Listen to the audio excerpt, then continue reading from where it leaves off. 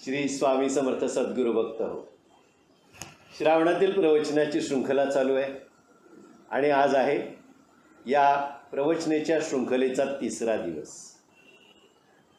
2 दिन हमने इस प्रवचन की श्रृंखला में हमारे धनकवड़ी निवासी श्री शंकर महाराज इनके चरित्र पर ये प्रवचन शुरू किया है. उनका प्रकटीकरण, फिर उनका प्रवास, पूरे ब्रह्मांड में उनका घूमना और फिर जाके अपने आखिरी स्थान यानी पूना में धनकवड़ी जो है वहाँ पर आके बसना, ये सारा जो सफ़र है वह हम अभी उनका पढ़ रहे हैं. उसके ऊपर हमारा प्रवचन चल रहा है. तो चलिए आज के दिन की शुरुआत करते हैं. कल तक उनके अजानुबाहु होने तक हमने सब कुछ सुना है, हमने उस पर प्रवचन किया है. मंडळी, अजानुबाहु म्हणजे काय, त्यांचं शरीर कसं होतं, ते कसे होते, त्यांचं प्रकटीकरण म्हणजे ते कुठे प्रकट झाले, त्यांच्या मातापित्यांना ते कुठे भेटले, हे सगळं आपण गेल्या 2 दिवसात ऐकलं आहे. यापुढे आज तिसरा दिवस आहे. या तिसऱ्या दिवशी आपण पुढे पाहूया काय काय झालं. महाराज आपले शंकर महाराज कुठे कुठे फिरले. बऱ्याच जागी फिरत असताना वेगवेगळ्या ठिकाणी वेगवेगळे लोक त्यांना भेटत होती.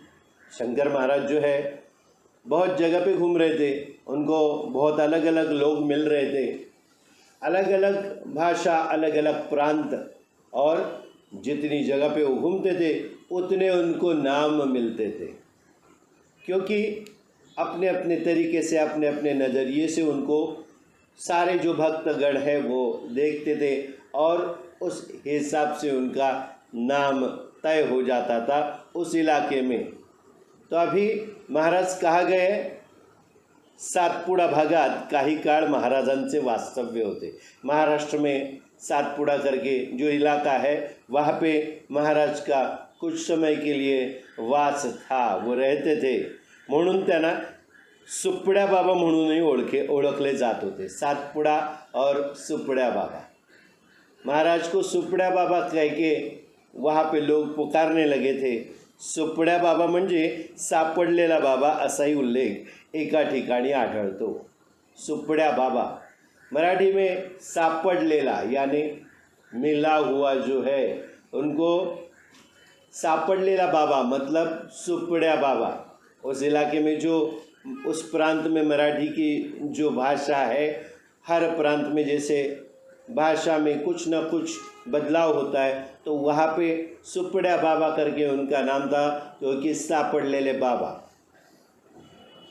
महाराज का नाम अलग अलग जगह पे अलग अलग आपको सुनाई देगा. ये सारे जो यति है वो घूमते हैं और घूमते घूमते वो जहाँ जहाँ पे जाते वहाँ के लोग उनको अपने अपने नज़रिए से देखते, अपने अपने तरीके से अपना अपना जो अच्छा नाम उनको लगता है वो नाम उनको देते हैं.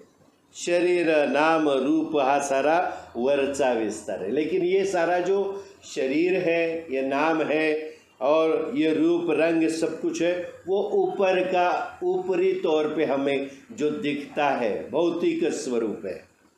या शरीराच्या आतील जे तत्व आहे ते महत्त्वाचे.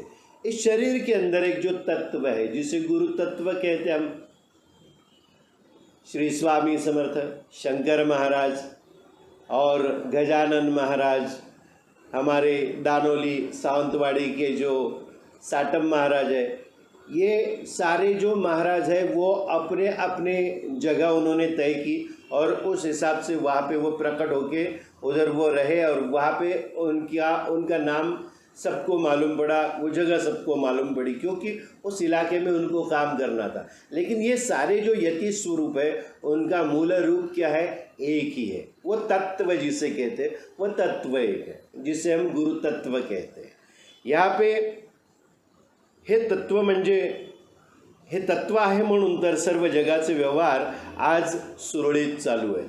ये जो तत्व है, इस वजह से ये पूरी दुनिया का जो व्यवहार है वो अच्छी तरीके से सरलता से चल रहा है। भगवंताची एकच सत्ता साऱ्या विश्वाला नियंत्रित करते। भगवान की एक ही सत्ता है, वो पूरे विश्व को नियंत्रित करती है, अलग अलग नहीं है। हम हमारे नज़रिए से हम उनको देखते हैं, अलग नाम देते, अलग रूप रंग से देखते हैं। हमें हमारा जो भगवान है, भगवान तो कैसे निराकार है, उसका आकार नहीं है, लेकिन हम अपने नज़रिए से देखते हैं। हमारा जैसा रंग रूप है, हमारा जैसा शरीर है, वैसे ही हम उस भगवान को देखना चाहते हैं। लेकिन भगवान कहा जाता है वो निराकार है, उनको कुछ भी आकार नहीं है। फिर यहाँ पे भी वही है। श्री शंकर महाराजांचे वास्तव्य सोलापूरमध्ये होते। शंकर महाराज जैसे पहले ही बताया, महाराष्ट्र में सोलापूर में आके रह रहे थे। एके दिवशी महाराजांच्या मनात विचार आला की आपण अक्कलकोटला जावे। त्यांनी जनार्दन बुवांना सांगितले की आपण अक्कलकोटला जाऊया। महाराज जब सोलापुर में जनार्दन महंत के पास रहते थे, तो एक दिन शंकर महाराज के मन में एक ख्याल आया, एक विचार आया। क्या आया कि उन्होंने जनार्दन बुआ को कहा कि हमें अक्कलकोट जाना है, हम अक्कलकोट चलते हैं। कई भक्ता ने ही बातमी समझ ली, कुछ जो भक्तगण थे उनको ये बात मालूम पड़ी। संत संगती लाभावी म्हणून काही मंडळी त्यांच्याबरोबर अक्कलकोटला निघाली। सत्संग, संत का संग ये मिलना चाहिए, इसके लिए वो जो भक्त भी उनके साथ चल दिए। सर्वजण यथावकाश अक्कलकोटच्या मठात येऊन पोचले। अक्कलकोट में जो मठ है वहाँ पे आके सब लोग पहुँच गए। यहाँ पे एक चीज़ है कि तीर्थ यात्रा हम करते हैं, तीर्थाटन कहते हैं। वैसे हमारे नाथ स्वामी भक्त परिवार में हम लोग उसको देव भेंट कहते हैं। देवाशी भेंट, भगवान से जाके मिलना।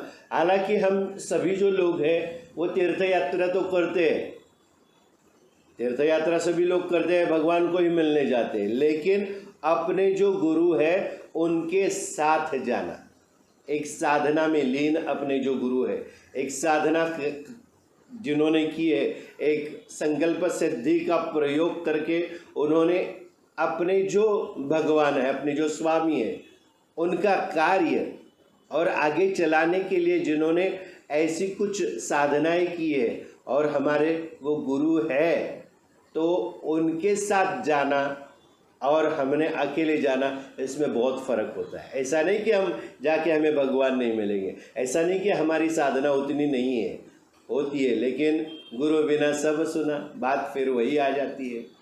यहाँ पे एक चीज़ बहुत ज़रूरी है, हम इस प्रवचन की श्रृंखला में कुछ चीज़ें बार बार दोहराते हैं।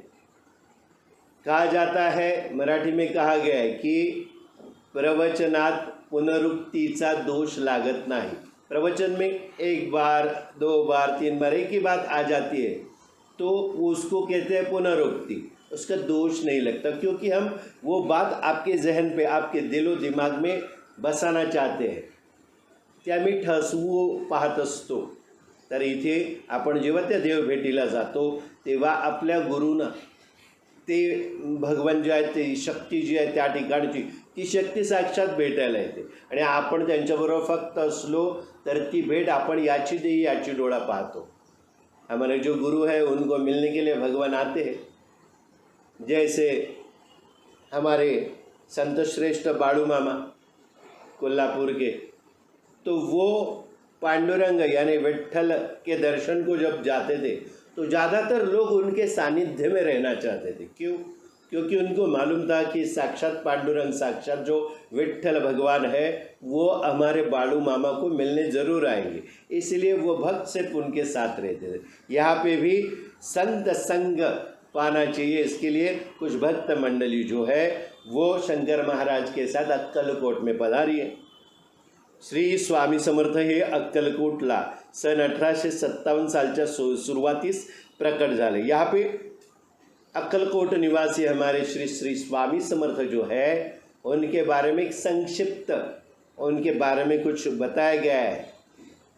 श्री स्वामी समर्थ जो है अक्कलकोट में सन 1857 के शुरुआत में प्रकट हुए। श्रीमंत मालोजीराजे हे त्यावेळेस नुकतेच सिंहासनारूढ झाले होते. श्री स्वामी महाराज हे प्रथम मंगळवेढ्यास प्रसिद्धीस आले व पुढे ते सोलापूरला आले, सोलापुरहून अक्कलकोटला आले.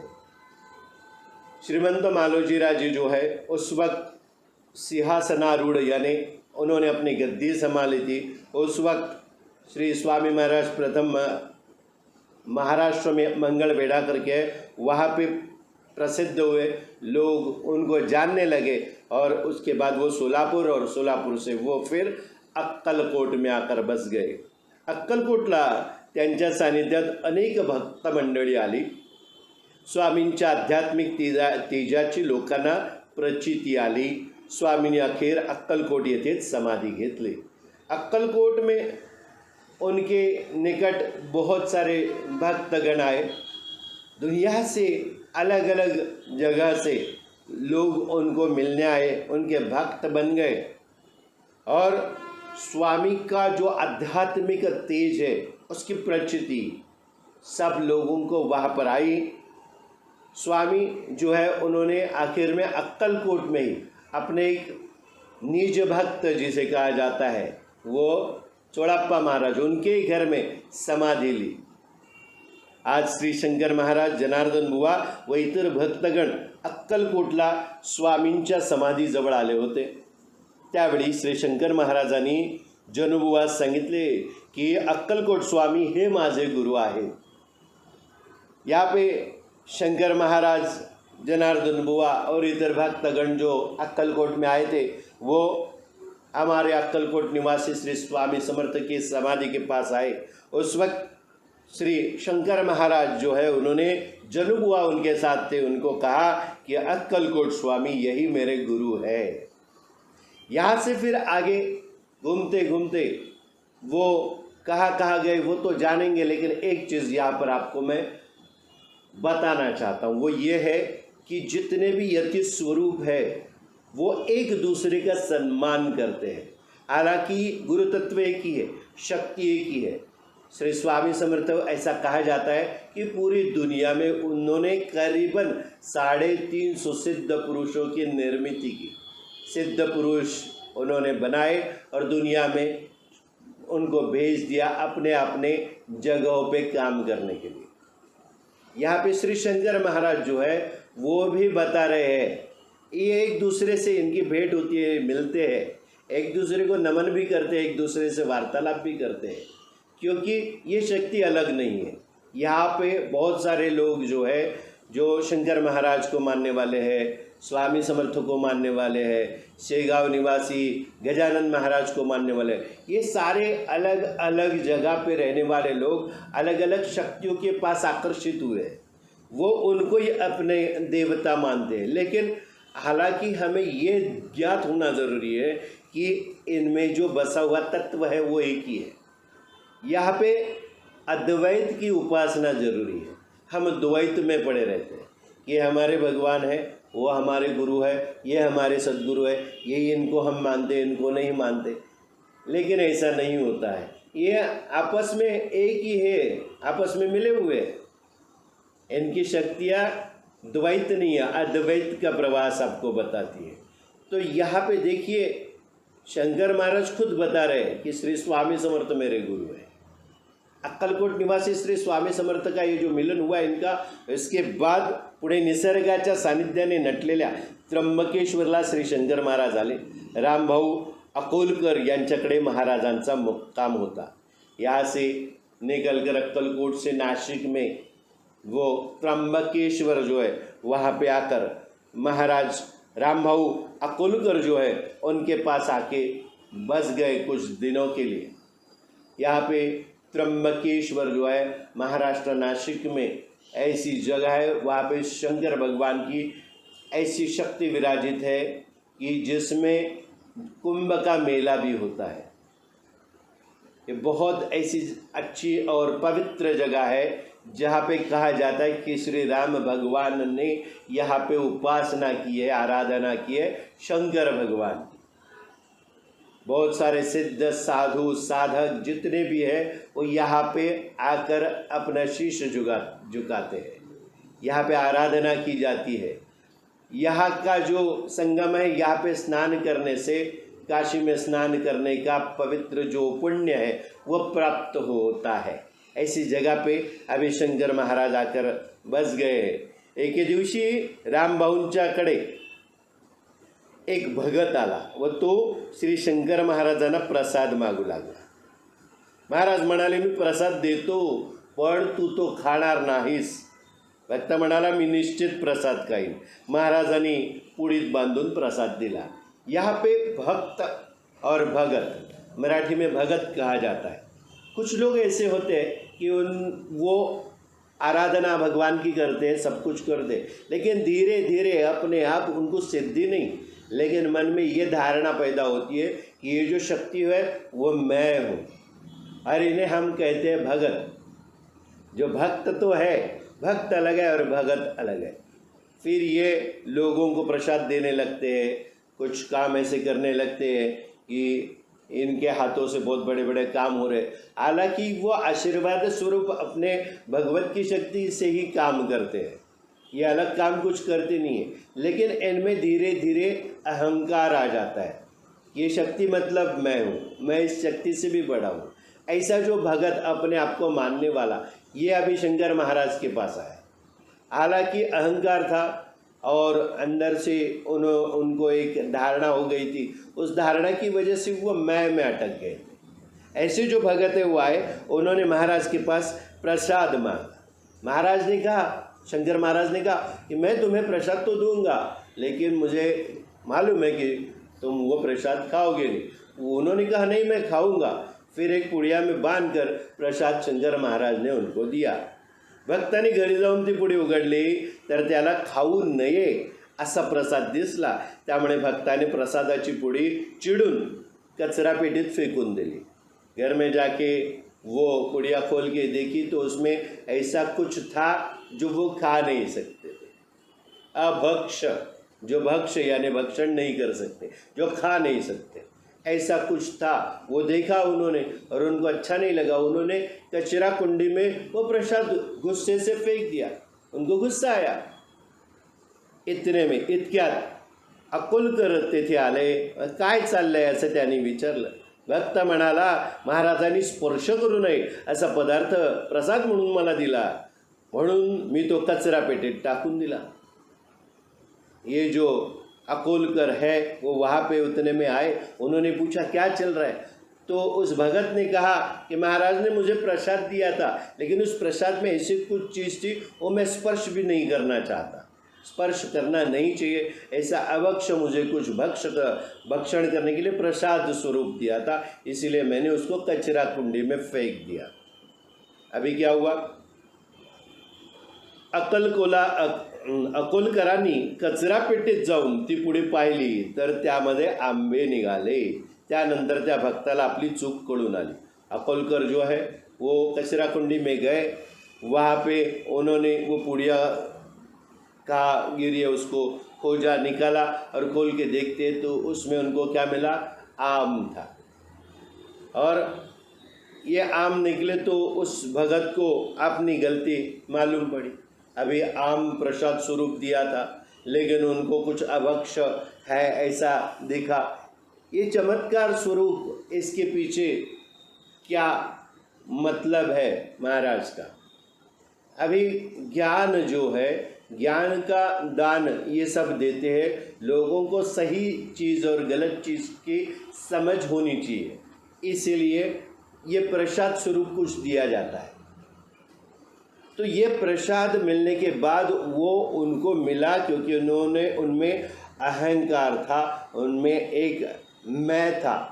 तो महाराज ने चमत्कार किया और अकोलकर ने जब उसको खोल के देखा तो उनको क्या मिला, उनको उसमें आम मिला।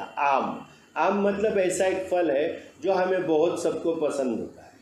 आम मतलब सबको पसंद, लेकिन पूरे साल में एक मौसम आता है, उस मौसम में ही ये फल आपको मिलता है। अध्यात्म, परमार्थ, इस नज़रिए से आम को देखा जाए तो परमार्थ में आम मतलब क्या, कड़ी तपस्या जो आप करते हैं उस तपश्चर्या का ज्ञान स्वरूप मिला हुआ फल।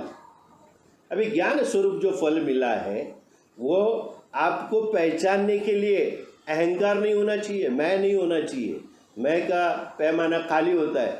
तो आम था, लेकिन उनको लगा कुछ अभक्ष भक्षण दिया है, इसलिए उन्होंने कचरा कुंडी में फेंक दिया। सही और गलत चीज़ की पहचान कैसे होती है? इसीलिए गुरु करना जरूरी होता है। गुरु मतलब अपने विवेक बुद्धि को सत विवेक बुद्धि में परिवर्तित करने की शक्ति जिनमें है, वो होते हैं गुरु। गुरु क्या करते हैं? गुरु आपको सारासार जो विचार है उनको अच्छी तरीके से बैठा के देते हैं। लेकिन अहंकार रहेगा तो हम किसी को गुरु नहीं मानेंगे, किसी की बात नहीं मानेंगे, और फिर क्या होगा? हम जो पढ़ते हैं उसको ही हम सही समझ के अगर आगे बढ़ेंगे तो नहीं चलेगा। जो पढ़ा है वो अच्छी तरीके से समझ होना जरूरी है। वो समझने के लिए विवेक बुद्धि तो है, लेकिन सत विवेक बुद्धि का होना जरूरी है, यानी गुरु का अपने जीवन में प्रवेश होना जरूरी है। यहाँ पे आम उनको दिए, लेकिन क्या दिखे? उनको अभक्ष दिखा, कुछ गलत चीज़ खाने के लिए दी ऐसा लगा, इसलिए उन्होंने उसको कचरा पेटी में फेंक दिया। पूरी साधना करने के बाद जैसे हम करते हैं, जप करते हैं, कुछ भी नाम स्मरण करते हैं, जो भी करके वो हमारे गुरु ने जो बताया उस हिसाब से करके हम साधना में लिप्त हो जाते हैं, और धीरे धीरे ज्ञान का आम स्वरूप फल हमें मिलता है। ये मायने रखता है जीवन में बहुत, क्योंकि हमें समझना चाहिए कि परमार्थ में आम देना मतलब क्या है। ये कोई आम बात नहीं है, ये बहुत ज़रूरी बात है, समझने वाली बात है। यहाँ पे उनको अपनी गलती तो मालूम पड़ी, लेकिन क्या है, वक्त निकल गया था। यहाँ पे और एक चीज़ बहुत ज़रूरी मैं आपको समझाना चाहता हूँ। ऐसा कहा जाता है, मराठीत असं म्हटलं जातं की जर देव भगवन रुसला तर गुरु तुम्हाला मदत करेल, त्याला मनवून देईल, पण गुरु रुसला तर भगवंत सुद्धा त्यांना मनवू शकत नाही। म्हणजे काय? यानी क्या, अगर गुरु आपसे खफा हो गए तो भगवान कुछ भी नहीं कर सकते, उनको मना के आपको नहीं देंगे। भगवान अगर नाराज है आप पे तो गुरु आपको मदद करेंगे कि भगवान को आपसे आपको प्रसन्न करके दे सकते हैं। यानी गुरु का महत्व बहुत ऊपरी तौर पे जाता है और ठोस है, ये समझना ज़रूरी है। यहाँ पे आपको सही समय पे अपने गुरु के बात को समझना है। वक्त निकलने के बाद कोई मतलब नहीं रहता है, वक्त को मत छोड़िए, क्योंकि गुरु ऐसे है आपको जन्म जन्मांतर के बाद बहुत सारे कष्ट आप कई जन्मों में, हमारा जो सनातन धर्म जिसे कहते हैं आप लोग, हम लोग, वो सनातन धर्म क्या कहता है? वो बताता है कि हमारे हिंदू धर्म में मान्यता है कि पुनर्जन्म होता है, या पहले कुछ जन्म हो चुके होते हैं। अनेक जो प्राणी, पशु, पक्षी और कीटक, ये सारे जो योनि कहा जाता है, इसमें घूमकर फिर आपको मनुष्य देह प्राप्त होता है। इस जन्म में ये शरीर प्राप्त होने के बाद मनुष्य का अगर आपने गुरु नहीं किया तो आपको सही और गलत की पहचान नहीं होगी।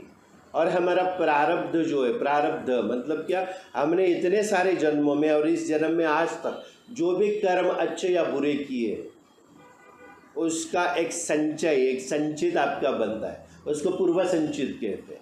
ये संचित को कैसे जीना है, उसमें अच्छे कर्म भी है, बुरे कर्म भी है। तो ये जो फल हमें मिलते हैं इस जीवन में, वो हमने कई जन्म में किया जो कर्म है उस हिसाब से मिलते हैं। तो ऐसा एक जन्म आ जाता है, वहाँ पे सारे आपके बुरे कर्म किए उसके फल आपने भुगते हैं, और अभी सही कर्म करते करते आप ऐसी डगर पे पहुँच जाते हैं, वहाँ पे आपकी इस जन्म में भेंट होती है गुरु से। ये दुर्लभ है, ये आसानी से नहीं मिलता। फिर ये जो आपको जन्म मिला है उसको कृतार्थ बनाना, उसको सही मायने में उसका इस्तेमाल अपने जीवन में अपने मोक्ष मुक्ति के लिए करना बहुत ज़रूरी होता है। लेकिन गुरु सामने हमने पहचाना नहीं, गुरु ने जो बताया, उन्होंने जो प्रसाद स्वरूप दिए उसकी अवहेलना की तो कोई मतलब नहीं है। गुरु जो आपको बताता है वो अपने निजी स्वार्थ के लिए नहीं बताता है, तो क्यों बताता है? कि आपके अच्छे के लिए, आपके भलाई के लिए। लेकिन आप उसको झुठला देते हो, अपने मन की करते हो, फिर क्या हो जाता है? वो खफा हो जाते हैं। ऐसा कोई भगवान नहीं है, ऐसी कोई शक्ति नहीं है जिसे नैरो माइंडेड कह सकते आप। इतने छोटे संकुचित विचार का भगवान नहीं है, इतने छोटे संकुचित विचार का कोई गुरु नहीं होता, कोई सद्गुरु नहीं होता। लेकिन क्या है, यहाँ पे कठोरता उनकी बहुत ज़रूरी होती है, क्योंकि हम जो मनुष्य है अपने मन की करते हैं, हम किसी की बात नहीं सुनना चाहते। हालांकि गुरु भी सामने हो तो उस गुरु को भी हम नहीं पहचानते, त्या गुरुला पण आपण ओळखत नाही, त्याची अवहेलना करायला वेळ लागत नाही आपल्याला, आपल्याला त्यांच्या गोष्टीत रस वाटेनासा होतो। आपण हळूहळू त्यांच्या गोष्टी नकोशा वाटायला लागतात, बोजड होतात, जड होतात, आणि मग काय होतं, आपली गच्छंती होते। उस मार्ग से आपको निकलना पड़ता है या आप निकल जाते हो। गुरु को ये सब मालूम होता है, वो इंतज़ार करते हैं। ये जन्म आपके लिए बहुत बड़ा रहेगा, लेकिन उनको सारे जन्म वही आपको देंगे, उनको मालूम है कौन से जन्म में वापस आने वाले हो। लेकिन क्यों अगले जन्म का इंतज़ार करना, जब ये जन्म मिला इसी को सार्थक बनाइए। हा जन्म तुमचा सार्थकी लावा आणि गुरु करा। गुरुचं जे काही असेल ते ऐकणं फार महत्त्वाचं आहे। उन्होंने कहा इस रास्ते से जाओ, आपको जाना है उस रास्ते से, रुकिए, सोचिए। अगर सही मायनों में किसी को गुरु बनाया, अगर गुरु आपको बता रहा है तो गुरु ने बताए हुए रास्ते पे जाइए, बहुत सरलता से जीवन निकल जाएगा। हम अपनी कठिनाई खूब बढ़ाते जाते हैं, फिर लोगों को कहते हैं कि हमारे साथ ऐसा क्यों हो रहा है, हम भगवान को कोसने लगते हैं।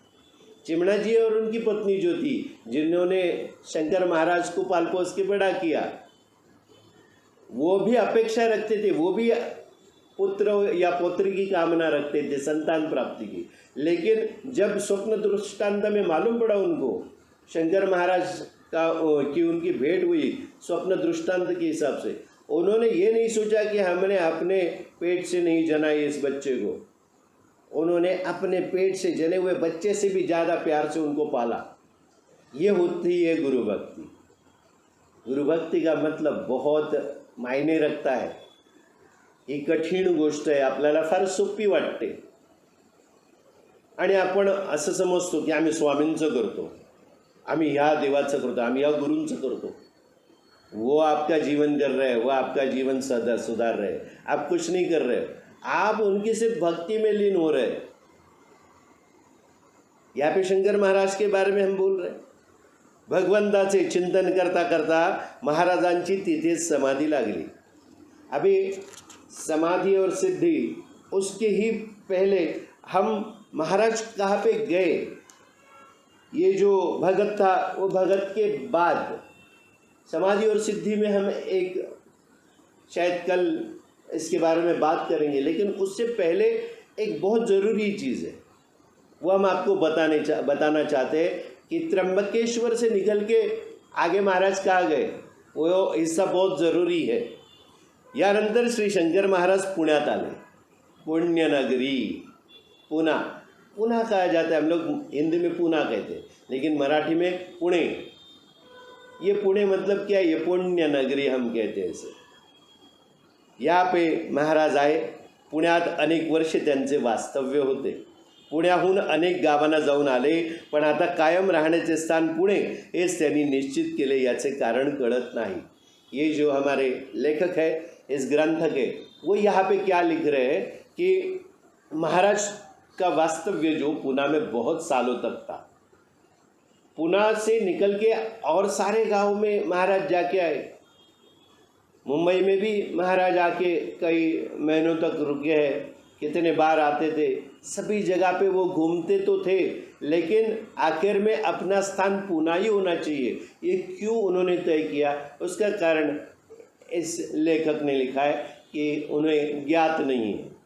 हालांकि ये प्रवचन की श्रृंखला जब हमें श्री स्वामी समर्थ का आदेश आया कि इस बार श्रावण की प्रवचन की ये जो श्रृंखला है उसमें धनगौड़ी निवासी श्री शंकर महाराज के ऊपर ही हमें प्रवचन करना है, तब हम धनगौड़ी गए उनका आशीर्वाद लेने के लिए, क्योंकि कोई भी प्रवचन करने से पहले उस यति स्वरूप का आशीर्वाद लेना ज़रूरी होता है। हम क्यों गए, हमने बहुत सारे ग्रंथ, बहुत सारी किताबें इकट्ठा की, उसमें हम खोजबीन कर रहे थे, लेकिन हमें ये ज्ञात हुआ कि शंकर महाराज के ऊपर ज़्यादातर लिखा हुआ नहीं मिल रहा है, उनके चरित्र, उनके जीवन के ऊपर। क्यों? क्योंकि लिखने से भी ज़्यादा आज भी शंकर महाराज को लोग महसूस कर रहे हैं, वो आज भी है, उनके साथ रहते हैं। उनके भक्तों को, हम जैसे जो उनके भक्त हैं, उनको आज भी वो अनुभव देते हैं। जैसे हम गए शंकर महाराज से आशीर्वाद लेने के लिए, उनकी समाधि धनकौड़ी में है, वहाँ पे जो पादुका रखी है, अभी कैसे आशीर्वाद देना है, कैसे पूछना है, कुछ मालूम नहीं था। लेकिन वो गुरु अलग ही होता है जो बिन पूछे आपको दे देता है। हमने अपना माथा उनकी पादुकाओं पर रखा, तो रखने से पहले देखा कि बहुत अच्छे सुंदरता से सजावट फूलों की है, और उनके पैर के जो अंगूठे हैं, उनके जो पादुका के जो अंगूठे, उनके ऊपर बेलपत्र, बिल्व पत्र कहते हैं, वो बेलपत्र रखे हुए हमें दिखे। फिर भी मन में आया कि अगर हम इस पे माथा रखेंगे वो हिल जाएंगे, लेकिन मेरे भगवान है, वो मेरे देवता है, तो देख के हम रोक नहीं पाए खुद को, और हमने अपना माथा रख ही दिया। रखने के बाद वही मन में जो था वही वहाँ पे हुआ। जैसे हमने सिर उठाकर मूर्ति के पास देखा और फिर देखा, तो उस पादुका के एक जो अंगूठा था उस पर बेलपत्र वहीं पे था, दूसरा बेलपत्र नहीं दिख रहा था। क्षण भर तो हमें भ्रम हुआ कि क्या हुआ, मालूम नहीं पड़ा। फिर हमारे साथ हमारे जो 2 स्वामी भक्त थे, उन्होंने बताया कि वो आपके माथे पे उन्होंने चिपका दिया है। बस हम समझ चुके थे कि महाराज का आशीर्वाद साक्षात है हमारे माथे पे। उन्होंने ये बिल्वपत्र चिपका के बता दिया कि हमारी सहमति है। सहमति लेना बहुत ज़रूरी है, इसलिए हमने ये किया, हमसे करवाया। हम जब उनकी भक्ति में लीन हो जाते हैं, श्रद्धा और निष्ठा हमारी तैयार हो जाती है, तो ये सारी बातें अपने आप वो हमसे करवाते हैं। इदन न मम, हम कुछ नहीं करते, हम सिर्फ माध्यम है, हमारा खुद का ऐसा कुछ भी नहीं रहता जब हम उनकी भक्ति में लीन हो जाते हैं। हम आप सभी से यही गुजारिश करते हैं कि नाम स्मरण, उनका भजन कीर्तन, उनका चरित्र पठन, इसके ऊपर ज़्यादा आपको जोर देना चाहिए। इससे क्या होगा? इससे ये होगा कि वो शक्ति आपके अंदर जो है, विवेक स्वरूप आपके अंदर सद्गुरु बैठे, वो जागृत हो जाएंगे और आपकी कामना सारी पूरी हो जाएंगी। अगर वो प्रापंचिक है तो प्रापंचिक, पारमार्थिक है, आध्यात्मिक है तो आध्यात्मिक, कोई भी कामना वो पूरी कर सकते हैं। अभी यहाँ पे महाराज शंकर महाराज जो है वो पूना में उन्होंने क्यों आकर बसे, ये किसी को ज्ञात नहीं है। इसका कारण आज तक किसी को नहीं मालूम। पुण्यामध्ये लष्कर भागात हजरत बाबाजान नावाची एक बाई वास्तव्य करत होती। पुणे में लष्कर भाग जो है उस इलाके में हजरत बाबाजान नाम की एक स्त्री रहा करती थी। ती विदेही स्थितीला पोचली होती। विदेही अवस्था, देह और विदेह, इसको समझना जरूरी। वो किस अवस्था में पहुंची है? विदेही अवस्था में पहुंची। जब आप किसी शक्ति या किसी ऊर्जा के आराधना में लग जाते हैं, उसकी आप आराधना करने लगते हैं, तो सही साधना अगर हो, सही गुरु हो, तो आप ऐसी अवस्था में पहुंच जाते हैं जहाँ पे सिद्धि और आम जीवन, इसके बीच की एक अवस्था होती है। शरीर में रह के भी शरीर में नहीं रहना, हम उस शरीर में है या नहीं है, देह में है या नहीं है, ऐसी अवस्था एक आ जाती है जो बीच की अवस्था है, उसको विदेही अवस्था कहा जाता है। इस अवस्था में पहुंचने के बाद सिर्फ एक थोड़ा सा पुश, थोड़ा सा धक्का जरूरी होता है, एक सद्गुरु का हाथ। ये जो हजरत बाबाजान जो थी, वो हमारे शंकर महाराज को आई मतलब माँ कह के पुकारते थे। माँ क्यों कहते हैं? क्योंकि जगत जननी है। हमारे जो सद्गुरु है वो पुरुष रूप से है, लेकिन उनके अंदर एक माता है, स्त्री है, एक मातृत्व की भावना है, वो हम सबको माँ की तरह से संभालते हैं। और मराठी में आई, आई मतलब माँ। हमारे जीवन में बचपन से लेके, जन्म से लेके बूढ़ा होने तक, मरने तक अलग अलग लोग गुरु बन के आते हैं। वो हमें कुछ न कुछ सीख दे के जाते हैं। उसमें सबसे पहला गुरु होता है आई। आई मतलब क्या? आद्य ईश्वर। ये आद्य ईश्वर मतलब आई, आई मतलब माँ हमें जन्म देती है और पहली दुनिया से रूबरू कराती है, हमारी भेंट इस दुनिया से कराती है।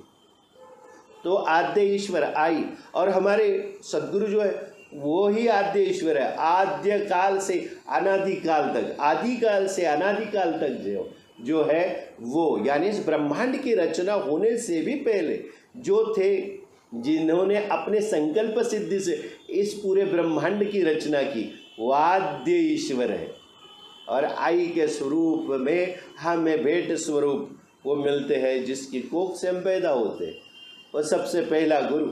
इसीलिए ये हजरत बाबा जान जो थी वो खुद एक स्त्री थी, लेकिन हमारे शंकर महाराज को आई करके पुकारते थे।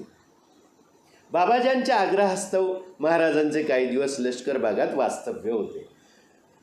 ये जो हजरत बाबाजान है, उनके आग्रह के अनुसार हमारे जो शंकर महाराज कुछ दिनों तक, कुछ महीनों तक लष्कर भाग में उनका वास्तव्य था। पुण्यातील डेक्कन कॉलेजचे श्री भालचंद्र देव यांनी एकदा महाराजांना प्रश्न विचारला की आपले वय किती? त्यावेळी महाराज हसत हसत म्हणाले, मी 150 वर्षांचा आहे, मी शनिवार वाड्यातच दुसऱ्या पेशव्यांचे हातून दक्षिणा घेतली आहे। अशा प्रकारचे उत्तर श्री भालचंद्र देव यांना 1935च्या सुमारास महाराजांकडून ऐकावयास मिळाले।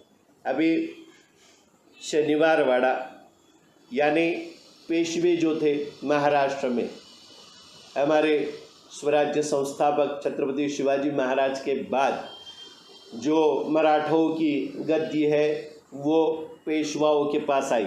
वो पेशवा शनिवार वाड़ा उनका मूल स्थान था, उनका राज्य चलाने का जो क्या कहते उसे, जो मूल ठिकाना था वो था शनिवार वाड़ा।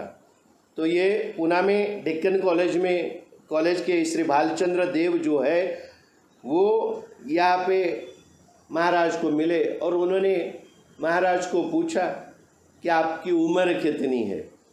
उस वक्त महाराज हंसते हंसते बोले, मैं 150 साल का हूँ और मैं शनिवार वाड़ा जो है उसमें ही दूसरे बाजीराव पेशवे जो पेशवे थे उनके हाथों से मैंने दक्षिणा ली है।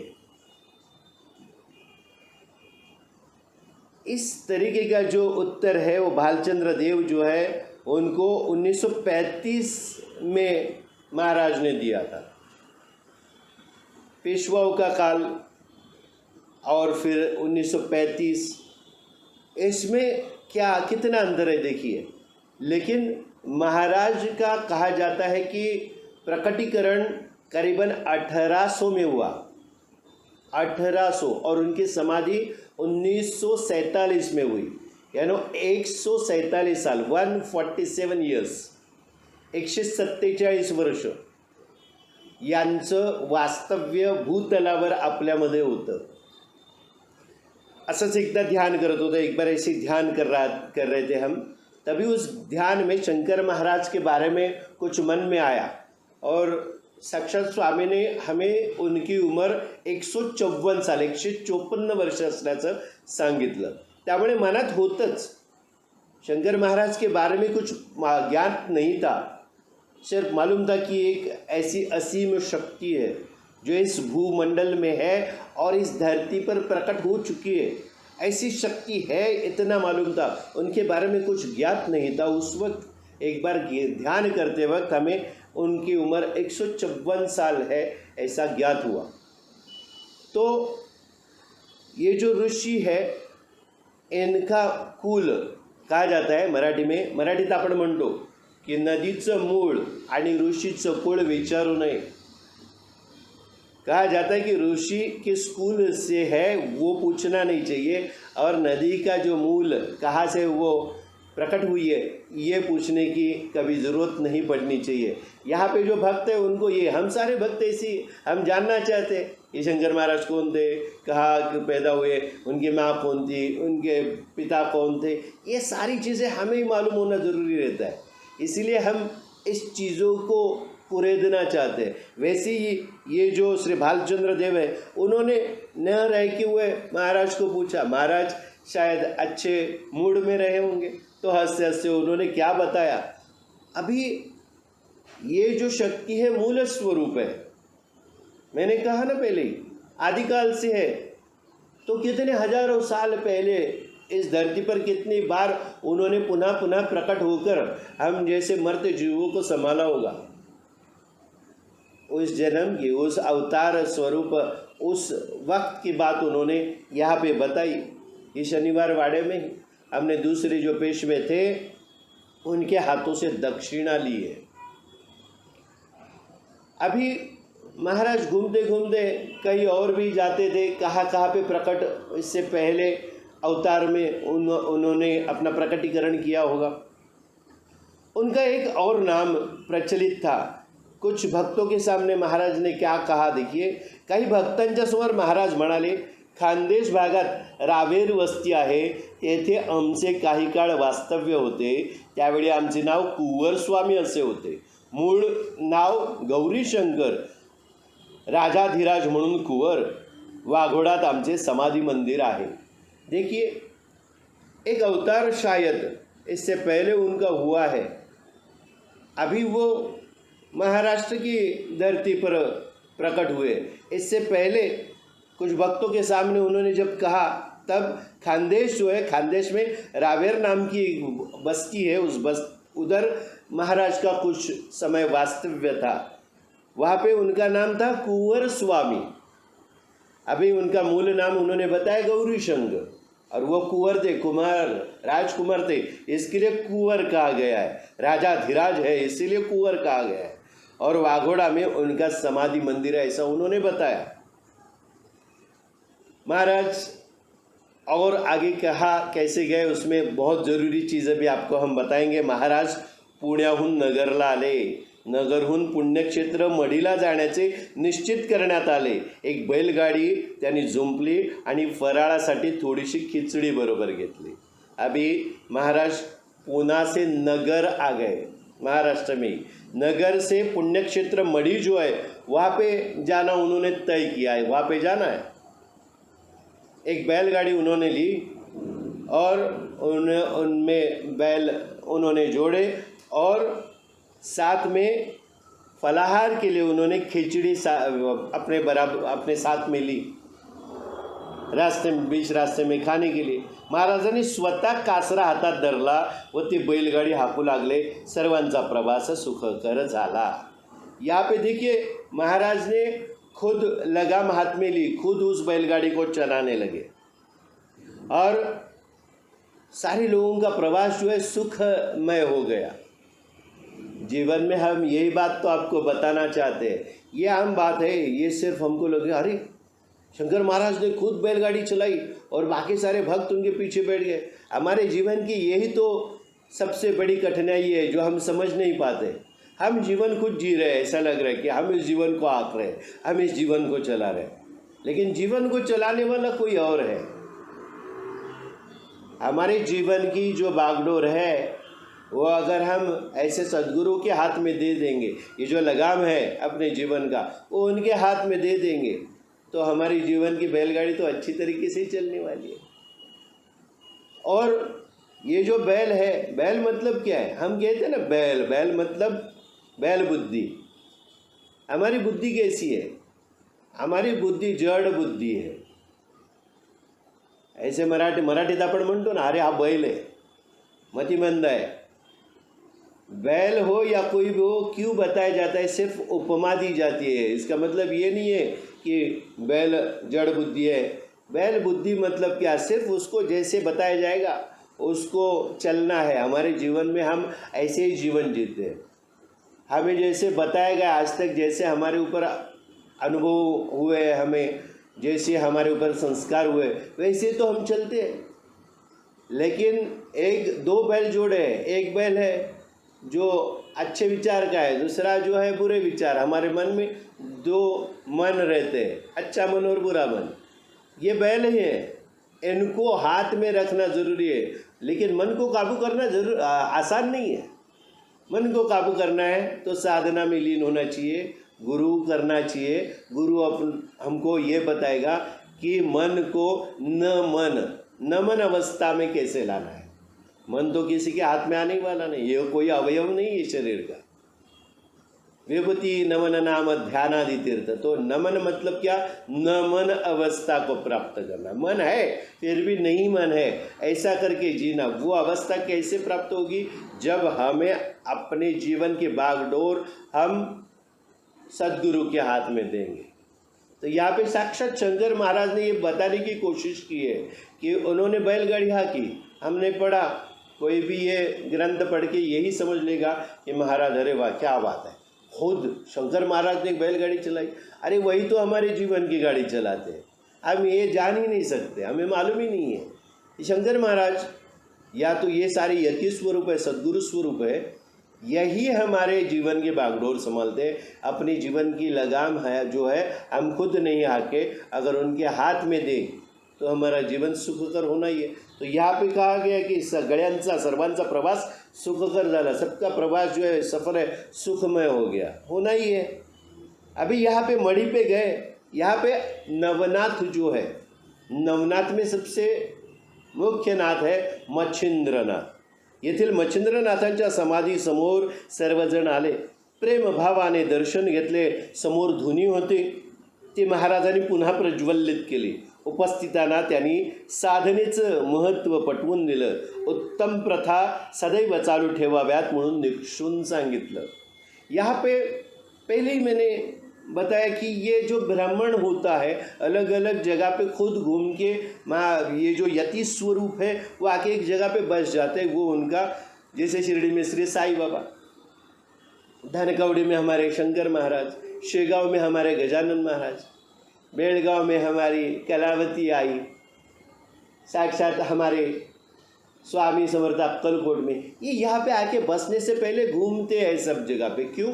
क्योंकि उन्होंने पहले अवतारों में अलग अलग जगह पे अपना ठिकाना बनाया रहता है। वो अवतार समाप्ति के बाद दूसरे अवतार के लेने से पहले, उसके दौरान, उसके बीच में, त्याच्या मधल्या काळात त्या स्थानांची, उस स्थानों की अवस्था जो निद्रिस्त अवस्था हो जाती है उसको ऊर्जित अवस्था में लाने के लिए ये सारी जगह पे घूमते रहते हैं। मच्छिंद्रनाथ हमने करीबन 2 साल पहले शायद नवनाथ के ऊपर एक प्रवचन किया था। नवनाथ मतलब क्या, इसी नाथ स्वामी भक्त परिवार के यूट्यूब चैनल पे आप वो सारे जो एपिसोड है वो आप देख सकते हैं। नवनाथ के ऊपर किया है साटम महाराज, दानोली सावंतवाड़ी के साटम महाराज के ऊपर किया है। उसके बाद गए साल में 2021 में हमने हुमनाबाद निवासी जो हमारे स्वामी है, जो गुरुदेव दत्तात्रेय के ही अवतार है, उन पे हमने माणिक प्रभु के ऊपर हमने प्रवचन किया। और इस बार हम शंकर महाराज जो है धनकवड़ी के, उनका ये प्रवचन कर रहे हैं। ये सारे जो प्रवचन है इस YouTube चैनल पे आपको मिलेंगे, वहाँ पे जाके आप पुनः उसको देख सकते हैं अभ्यास और अध्ययन करने के लिए। तो इनमें सबसे मुख्य नाथ जो है वो मच्छिंद्रनाथ, ये भी मढ़ी करके वहाँ पे उनका स्थान है। उन्होंने उस वक्त एक ज्ञान की ज्योति स्वरूप, एक धुनी कहते हैं उसको, धुनी जलाई थी। जैसे शिरडी में श्री साई बाबा की धुनी है, जहाँ पे हम विभूति लेके आते, उदी घेऊन येतो आपण, तिथे चिमटा पडला, उन्होंने अपने चिमटे से वह साई नाथ ही है, वो नाथ स्वरूप है। नवनाथों में ही एक नाथ है। उन्होंने चिमटा वहाँ पे पटका था और अग्नि प्रज्वलित हुआ। ये अग्नि मतलब क्या अग्नि? ये अग्नि है ज्ञान की अग्नि, जो अपने अंदर वो प्रकट करते हैं, वो जलाते हैं, लेकिन उनके सानिध्य में आना बहुत ज़रूरी है। ज्ञान की ज्योति, उस ज्योति से ये धुनी प्रकट की थी नाथ ने, मच्छिंद्रनाथ ने। यहाँ पे शंकर महाराज पहुँचे, उसको वापस ऊर्जिता अवस्था में उन्होंने लाया। उन्होंने क्या किया, प्रेम भाव से दर्शन लिया मच्छिंद्रनाथ के समाधि का, और वहाँ पे जो धूनी के सामने थी महाराज ने पुनः प्रज्वलित की।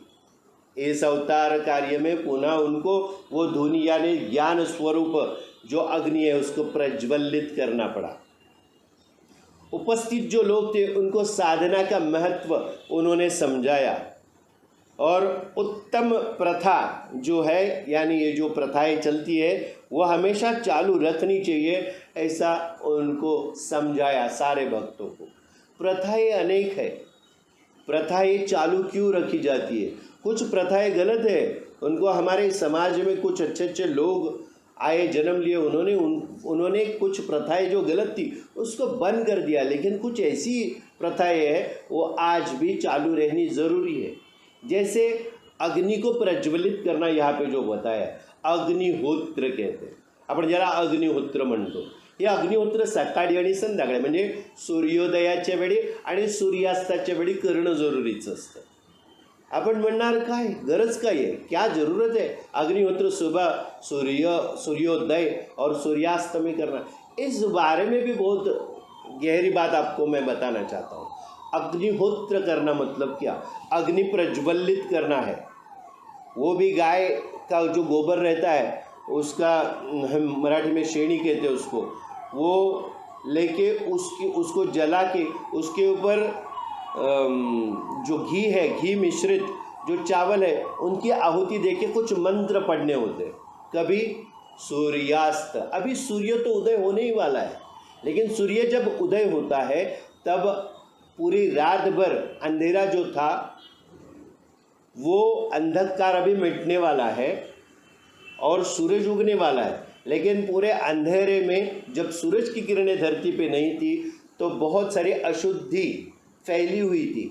उस अशुद्धि को पहले नष्ट करने के लिए अग्नि प्रज्वलित करके उसमें घी और चावल की आहुति दी तो क्या होगा, पूरा जो वातावरण है वो शुद्ध हो जाएगा। और फिर सूरज की किरणें आएंगी तो सूरज की किरणें हमें और अच्छा जो अनुभव देगी, अच्छी चीज़ें हमें देगी। हम जो खाना खाते हैं वो खाना भी पचाने का काम सूरज की किरणें करती है। इसलिए कहा जाता है खाना भी खाना है तो सूरज उगता है उसके बाद और सूरज डूबने से पहले। तो फिर सूरज जब पूरे दिन था और सूरज डूबने वाला है यानी सूर्यास्त, उस वक्त भी अग्निहोत्र किया जाता है। क्यों? क्योंकि अभी बाद में सूरज उगने तक रात को अंधेरे में फिर अशुद्धियाँ आएंगी। हम तो निद्रिस्त अवस्था में रहेंगे, सोए रहेंगे। उस वक्त हमारा शरीर, मन, चित्त, बुद्धि जो भी निद्रिस्त अवस्था में, उसको कौन संभालेगा? वो अशुद्धियाँ हम पे भारी हो जाएगी, हावी हो जाएगी। तो उससे पहले अग्निहोत्र करके पूरे वातावरण को शुद्ध करेंगे, क्योंकि हमारा जो सूरज है, हमारा भगवान है, वो अभी हमसे दूर जाने वाला है।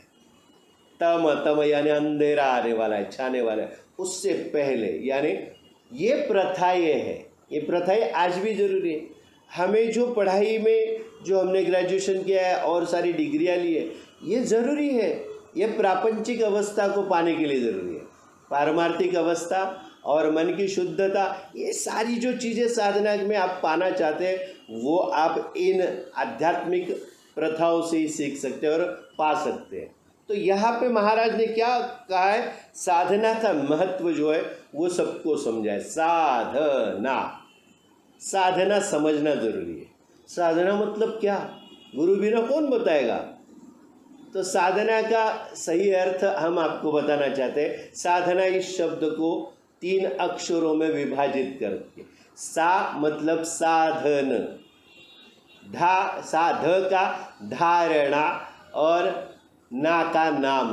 यानी ये जो साधना, ये जो उपासना, ये जो भी सारी चीज़ें आपको करनी है, क्यों? क्योंकि इस शक्ति को, जिसे यूनिवर्सल फोर्स कहा गया है, यानी ये पूरे ब्रह्मांड की ऊर्जा को समझना है। हमें जीवन क्यों प्राप्त हुआ है? हमें यही सब समझने के लिए। ये रोटी कपड़ा मकान में हम अटके रहे, वो तो करना ही है, लेकिन ये सारी चीज़ें आसानी से मिलके भगवत भक्ति में लीन होने के लिए क्या करना चाहिए? तो कुछ साधन चाहिए। जैसे हम माला है या कुछ भी है जो कर्मकांड करते हैं, पूजा पाठ करते हैं, ये सारे साधना के जरूरी साधन है। इसको साधन चतुष्ट कहते हैं। यानी कुछ ऐसी 4 चीज़ें, चतुष्ट यानी चार चीज़ें जो साधना में ज़रूरी है। और सिर्फ साधन होके नहीं चलेगा, धारणा मतलब क्या, हमारे विचार अच्छे होने चाहिए। कोई भी चीज़ आप करेंगे मन से नहीं करेंगे, धारणा से नहीं करेंगे, तो वो हमें मतलब की नहीं है, वो हमें कुछ उसमें प्राप्ति करके नहीं देने वाली, कुछ नहीं मिलेगा हमें, सब व्यर्थ हो जाएगा। तो साधन है, उसके साथ धारणा होनी जरूरी है। और ये सारी चीज़ें करने के बाद आपको ये सब साधन भी है, धारणा भी है। लेकिन अगर आपने ना का नाम नहीं लिया, नाम किसका, उस शक्ति का, आखिर में हमको कहाँ आके रुकना है, नाम पे आके रुकना है। ये नाम है नामस्मरण, उस भगवत भक्ति का, उस शक्ति का। ये सारी चीज़ें साधना का महत्व आपको समझाने के लिए मैं कोशिश जो कर रहा हूँ, इसकी भी प्रेरणा हमें सद्गुरु रूपी शंकर महाराज और श्री स्वामी समर्थ ने दी है। क्योंकि साधना तो सब लोग करते हैं, साधना ये शब्द हम आमतौर पे इस्तेमाल भी करते हैं, लेकिन साधना का सही मतलब क्या है। साधन होने चाहिए, साधना के लिए धारणा बहुत पुख्ता होनी चाहिए, धारणा मजबूत असावी लागते, साधन चतुष्ट तर आहे, धारणा पण आहे, आणि नाम सुद्धा महत्वाचं है, वो नाम भी बहुत ज़रूरी होता है। ये पूरी तौर से हम अगर समझ गए तो शंकर महाराज ने यहाँ पे त्यांनी साधनेचं महत्त्व पटवून दिलं, ऐसा लिखा है। उन्होंने साधना का महत्व समझाया, वो साधना का महत्व हम अभी आपको समझा रहे हैं। ये है सच्ची साधना। इस तरीके से अगर साधना में आप लीन रहेंगे, इसमें और एक चीज़ बहुत ज़रूरी है जो अभी हम कर रहे हैं, श्रावण में प्रवचन की श्रृंखलाएँ करते हैं हर श्रावण में। क्यों? क्योंकि इसमें किसी एक यतिवर्य का या तो किसी भगवत शक्ति का हम विवरण आपको बताते, उसके बारे में प्रवचन करते, उसके बारे में हम और कुछ आपको जानकारी देना चाहते। इससे क्या होता है, इससे हमारे विचार अच्छे हो जाते हैं, हमें सही मायनों में सही क्या गलत क्या ये मालूम होता है। महाराज ने अपना प्रकटीकरण क्यों किया है कि सुमिरन कर ले रे मना, मन जिसे है वह मनुष्य को क्या कह रहे, सुमिरन कर ले। सुमिरन का सही मायने में वो शब्द क्या है, सुमिरन मतलब स्मरण करते रहे। मेरा मतलब उस भगवत शक्ति का स्मरण। क्यों? क्योंकि वही ब्रह्मांड को चलाने वाले हैं। उनका स्मरण नहीं रहेगा तो स्मरण मतलब रहेगा तो हमारी जागरूकता रहेगी। जागरूकता को हम क्या कहते हैं, सजगता। सजगतेने प्रत्येक गोष्ट करा। सदैव स्मरण ठेवल्याने आपल्याला कळतं, सदैव स्मरण करते रहने से हमें ये ज्ञात रहता है हमेशा कि हम इस धरती पर क्यों प्रकट हुए हैं। ये अगर समझ लिया, हमारा खुद का काम क्या है, क्या करना है हमें इस जीवन में, वो अगर ज्ञात हो गया तो हमारी सारी बातें आसान हो जाएगी। और आज तीसरा दिन है श्रावण मास का। कल हम और बहुत सारी जानकारी महाराज की समाधि और सिद्धि के बारे में। ये समाधि मतलब वो समाधि नहीं है जो आप समझ रहे हैं। ये समाधि और सिद्धि मतलब हमारी अवस्था समाधि अवस्था में जो जाती है, ध्यान धारणा। कल हम इसके ऊपर आपको बहुत अच्छा ब्यौरा देंगे, बहुत अच्छी सारी बातें हम आपसे करेंगे। आज जो तीसरा दिन है यहीं पे समाप्त होता है। हम सब को स्वामी आशीर्वाद देते हुए आज के दिन की सांगता करते हैं। आज आपण इथेच थांबूया। श्री स्वामी समर्थ, श्री स्वामी समर्थ, श्री स्वामी समर्थ। सब बोलिए जय शंकर, जय शंकर, जय शंकर।